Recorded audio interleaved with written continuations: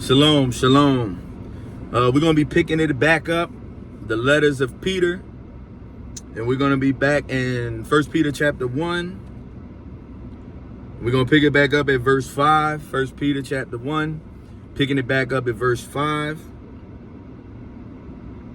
And it says, who are kept by the power of the Most High through faith for salvation, ready to be revealed in the last time. In this you greatly rejoice, though now for a little while, if need be, you have been grieved by various trials, that the genuineness of your faith, being much more precious than gold that perishes, though it is tested by fire, may be found to praise, honor, and glory at the revelation of Yahushua HaMashiach. So let's look at this. Back to verse 5. It says, who are kept by the power of Elohim through faith for salvation, for this rescuing, for this delivering, ready to be revealed in the last time. So that is where salvation occurs, right? When Yahushua comes back and establishes the new kingdom on this earth, on this Eretz, then the salvation will be at completion of rescuing, right? A deliverance for the soul, a deliverance from thy enemies. All right. Perfect peace, perfect harmony, perfect joy.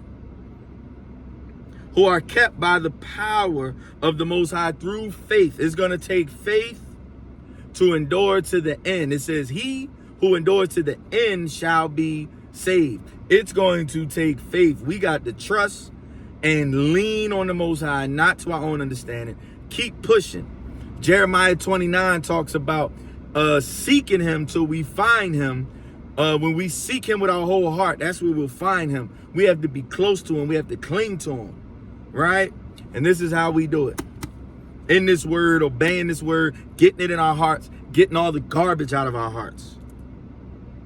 Who are kept by the power of the Most High. I think we got to really keep in our mind, all powerful. We've not experienced anybody or anything on this earth that is all powerful. The only one that is all powerful is the Most High Yahuwah, who we serve through his son Yahushua Mashiach. Right? Who are kept by the power of the Most High through faith for salvation, ready to be revealed in the last time. It's ready, it's waiting. Right?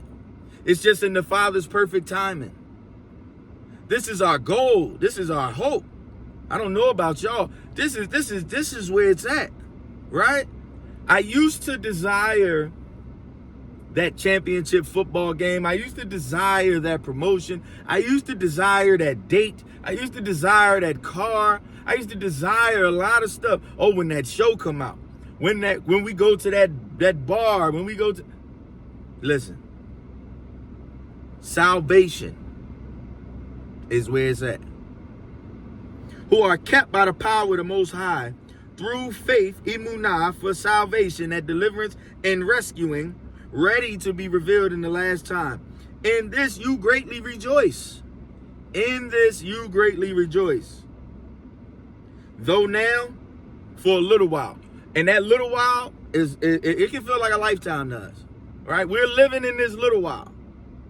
We are living in this little while, this time period. And I'm going to show you why we're living in this little while, how we know.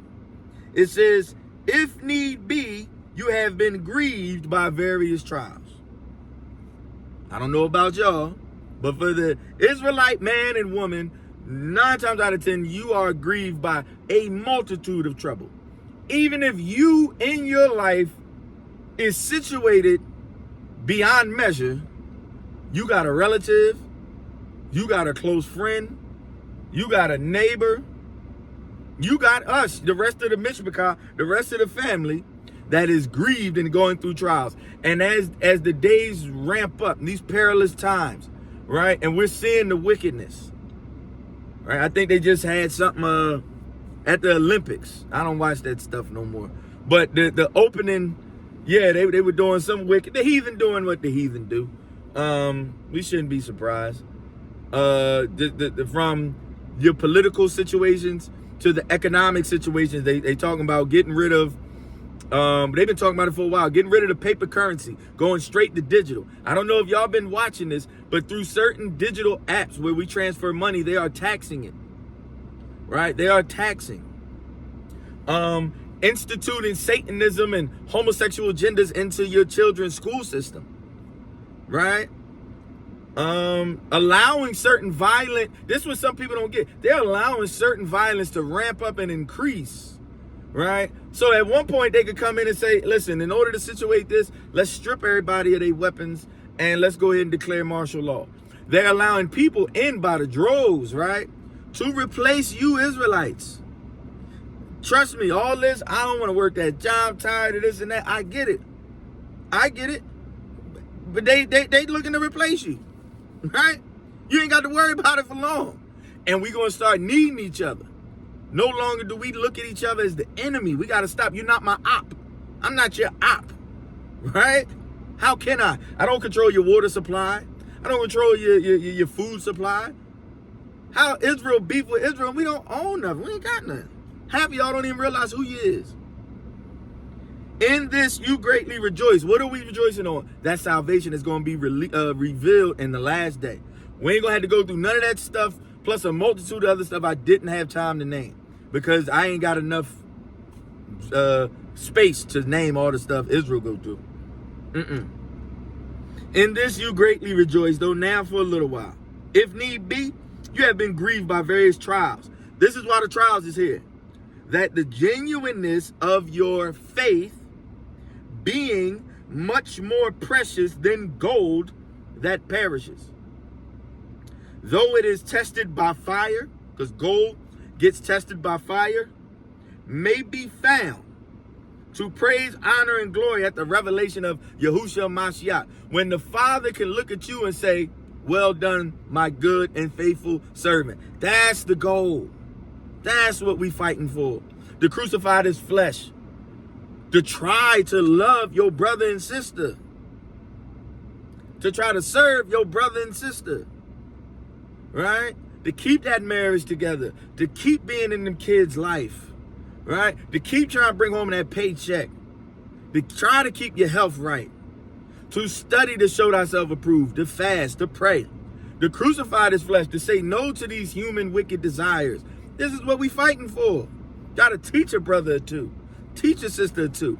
Encourage somebody. Love somebody. This is what we fighting for. Following Yahushua step by step. That the genuineness of your faith, being much more precious than gold that perishes. Our faith is more precious than money. And we live in a society that money is the pinnacle. It is the creme de la creme, is the top. You have people that motto their religion is money over everything, right? At all costs. We've seen it. That's why the scriptures say the love of money is the root of all evil. It's easier for a camel to go through the eye of a needle than a rich man to enter the kingdom. If you ever look, if you want to Google the eye of a needle with a camel, the eye of the needle is a doorway, a narrow doorway. In order for the camel to get in the eye of the needle, the doorway, it has to bow down. It has to humble itself. Right? That's what we have to do. That the genuineness of your faith being much more precious than gold that perishes, though it is tested by fire, may be found to praise, honor, and glory at the revelation of Yahushua Mashiach. That's what this is about. How much time are we spending thinking about the Most High, His Son, and the kingdom, and living right? What is occupying our mind? Right? Exodus 20, I think it's verse 3 or 4, it talks about the first commandment. Thou shalt have no other gods before thee. Right? Nothing before the Most High. What's occupying our minds? If it's not Him, then what is it? How much time do we spend thinking on the things of the Most High? And then how much time do we spend not thinking on things of the Most High? In a 24-hour period, every man, every woman needs to do that examination. Right? Do that examination. Verse 8, whom having not seen, you love. Because we are born in a time frame, just like the people that was here, they weren't in the region, right, during the time that Yahushua walked the earth, right? Yahushua's ministry wasn't that long. Some say he was only 30, 31. Some would say he was 33. Either way, whether it was a year or whether it was 3 years, that ain't a long time. And he didn't travel but so far. Yet, from generation to generation all over the globe, we know about. Now we're really through the scriptures and the power of the Most High through his spirit, we're getting to understanding who he truly is. We've been taught part and part of who he is and then been whitewashed with the rest. Now as we read and study and pray and fast, we're starting to get the understanding of who truly our Messiah is, how he lived, right? Verse 8, whom having not seen, you love. And the Messiah said, if you love me, keep my commandments, right? And we know his commandments are just the commandments that come from the Father. Whom having not seen, you love. Though now you do not see him, yet believing, you rejoice with joy inexpressible and full of glory, receiving the end of your faith, the salvation of your souls. Again, the Apostle Peter, Kepha, who walked and talked and served in ministry and sat up under teaching with the Messiah himself, he's telling you this is the goal. This is the goal. I think Peter's zeal was so heavy into this that when he was crucified, he told them to crucify me upside down, I believe, according to history, right? Crucify me upside down. I'm not worthy to be crucified like the Messiah. And Peter had a wife. Peter was married, right? This wasn't no easy task. Peter was young. Not when he was writing this, but he came in this game, I think he was like 29 or something like that, right? This ain't for the weak. That's why we got to have faith. But we have to keep in mind the end goal. Anybody that had ever played a sport, you're always keeping in mind the end goal, right? You always keeping in mind the time clock, how much time I got left before I take this last shot, before we throw this last touchdown. In a boxing match, how much time I got left.